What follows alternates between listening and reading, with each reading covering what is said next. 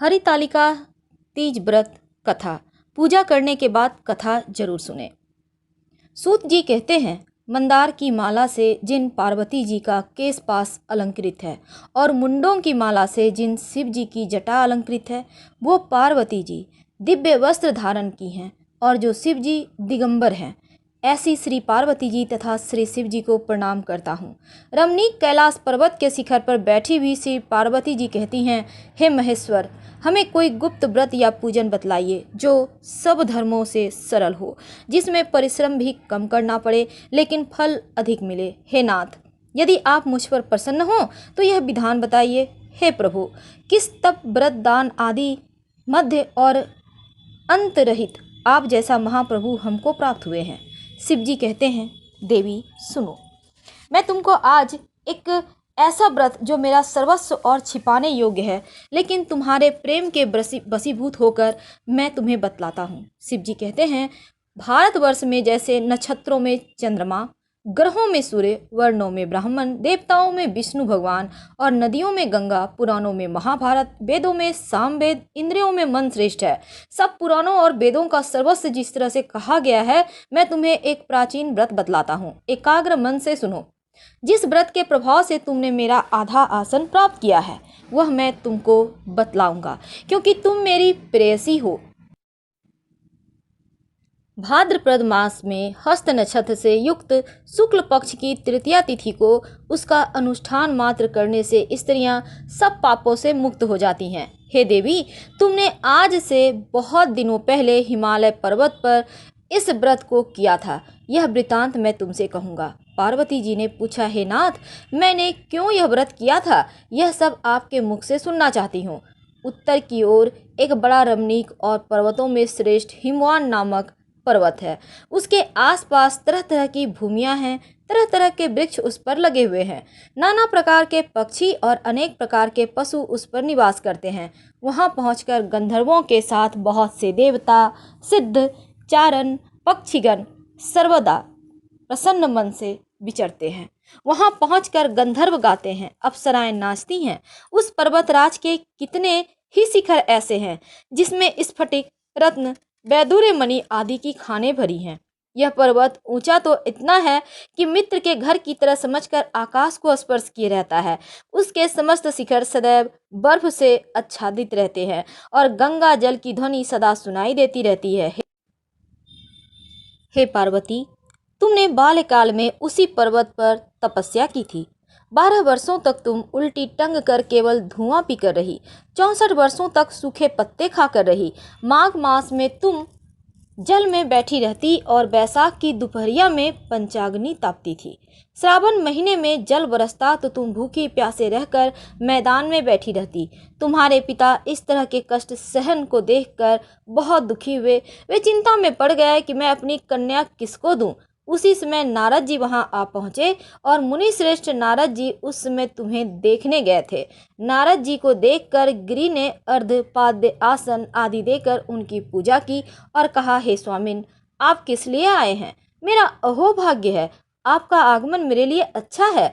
अब नारद जी ने कहा, हे पर्वतराज सुनो, मैं भगवान विष्णु का भेजा हुआ आपके पास आया हूँ। आपको चाहिए कि यह योग्य कन्या रत्न किसी योग्य वर को दें। भगवान विष्णु के समान योग्य वर ब्रह्मा, इंद्र और शिव इनमें से कोई नहीं है। इसलिए मैं यही कहूँगा कि आप अपनी कन्या भगवान शिव को दे देवें। हिमवान ने कहा, महाराज, विष्णु स्वयं मेरी कन्या ले रहे हैं और यह आप संदेश लेकर आए हैं, तो मैं उन्हें अपनी कन्या दूंगा।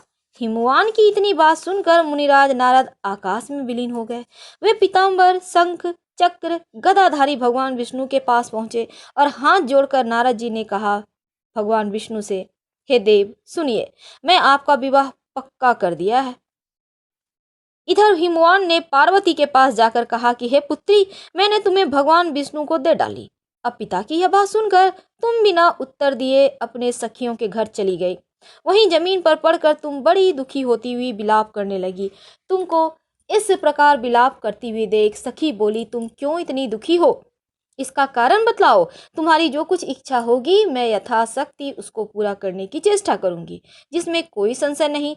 अब माँ पार्वती कहती हैं, मेरी जो कुछ अभिलाषा है तुम उसे प्रेम पूर्वक सुनो। मैं एकमात्र शिव जी को अपना पति बनाना चाहती हूँ, इसमें कुछ भी संशय नहीं है। मेरे इस विचार को पिताजी ने ठुकरा दिया है, इससे मैं अपने शरीर को त्याग दूंगी। अब माँ पार्वती की इस बात को सुनकर सखियों ने कहा कि शरीर को त्याग ना कर, चलो किसी ऐसे वन में चलें जहाँ पिता को पता ही ना चले। और ऐसी सलाह कर तुम जैसे वैसे वन में जा पहुंची। उधर तुम्हारे पिता तुम्हें खोजने लगे। दूतों के द्वारा भी खबर लेने लगे कि कौन देवता या किन्नर मेरी पुत्री को हर ले गया है।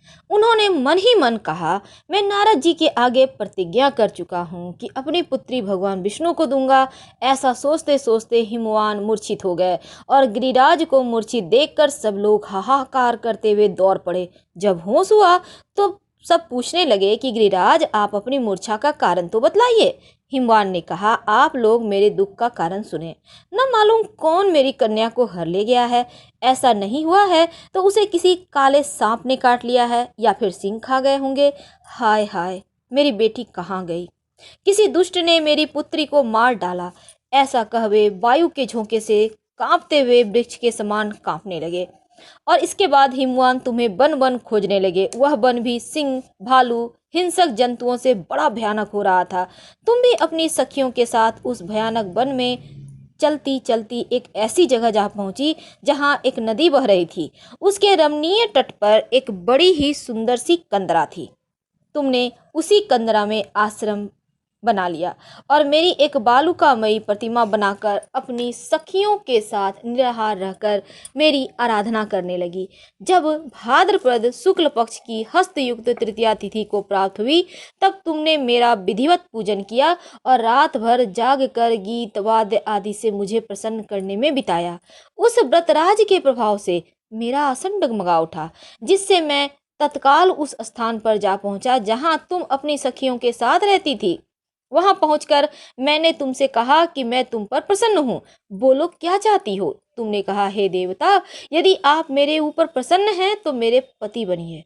मेरे तथास्तु कहकर कैलाश पर्वत पर वापस आने पर तुमने वह प्रतिमा नदी में प्रवाहित कर दी और सखियों के साथ उस महाव्रत का पालन किया। हिमवान भी तब तक उस वन में तुम्हें खोजते हुए आ पहुंचे। चारों दिशाओं में तुम्हारी खोज करते करते वे व्याकुल हो चुके थे, इसलिए तुम्हारे आश्रम के समीप पहुंचते ही गिर पड़े। थोड़ी देर बाद जब उन्हें नदी के तट पर दो कन्याओं को सोते हुए देखा तो देखते ही उन्होंने तुम्हें छाती से लगा लिया और बिलख कर रोने लगे। पूछा, हे पुत्री, तुम सिंह, व्याघ्र आदि जंतुओं से भरे इस वन में क्यों आ गई? माँ पार्वती ने उत्तर दिया, हे पिताजी, मैंने पहले ही अपने आप को शिव जी के हाथों सौंप दिया था। आपने मेरी बात ही टाल दी, इसलिए मैं यहाँ चली आई। हिमवान ने सांत्वना दी कि हे पुत्री, मैं तुम्हारी इच्छा के विरुद्ध कुछ भी नहीं करूँगा। वे तुम्हें अपने साथ ले आए और मेरे साथ तुम्हारा विवाह करवा दिए। इसी से तुमने मेरा अर्धासन पाया है। तब से आज तक किसी के सामने मुझे यह व्रत प्रकट करने का अवसर नहीं मिला। इसी से इसका नाम देवी हरितालिका पड़ा। मैं बताता हूँ कि इस हरितालिका व्रत के दिन जो भी स्त्रियां विधि विधान से इसका व्रत रखती हैं उनका जीवन में कभी भी कष्ट नहीं होता। माँ पार्वती कहते हैं, प्रभु, आपने नाम तो बताया, अब इसकी विधि बतलाइए। इसका क्या पुण्य है, क्या फल है, यह व्रत कौन करे?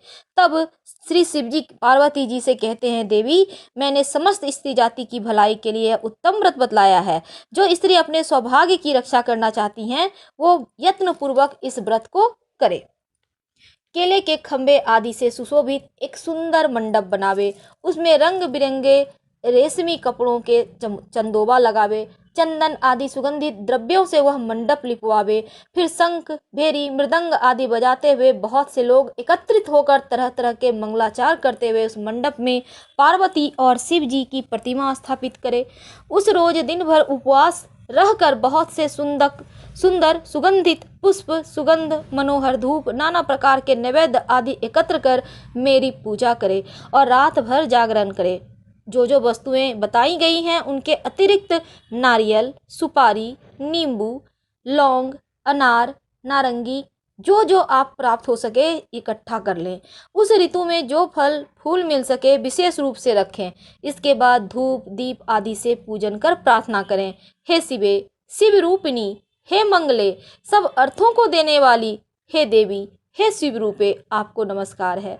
हे शिव रूपे आपको सदा के लिए नमस्कार है। हे ब्रह्म रूपिणी आपको नमस्कार है। हे जगदात्री आपको नमस्कार है।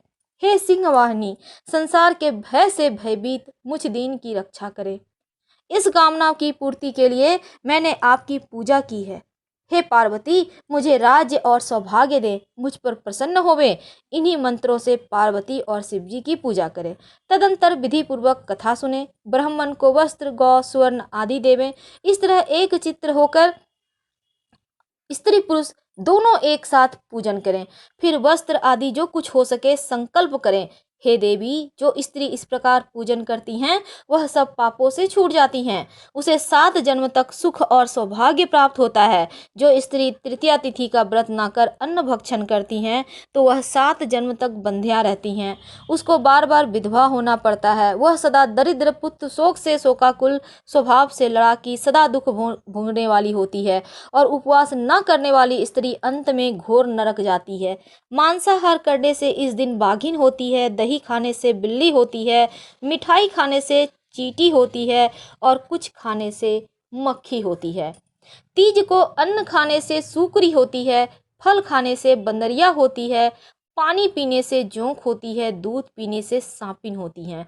उस रोज सोने से अजगरी होती हैं, पति को धोखा देने से मुर्गी होती है। इसलिए सभी स्त्रियां व्रत अवश्य करें। दूसरे दिन स्वर्ण चांदी तांबा अथवा बांस के पात्र में अन्न भरकर ब्राह्मण को दान दें। पारण करें।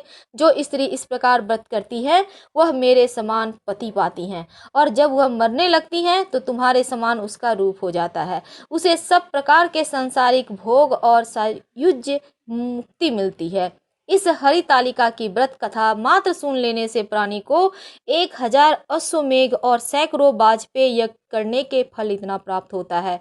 हे देवी, मैंने यह सब व्रतों में उत्तम व्रत बतलाया जिसके करने से प्राणी सब पापों से छूट जाते हैं। इसमें कुछ भी संशय नहीं।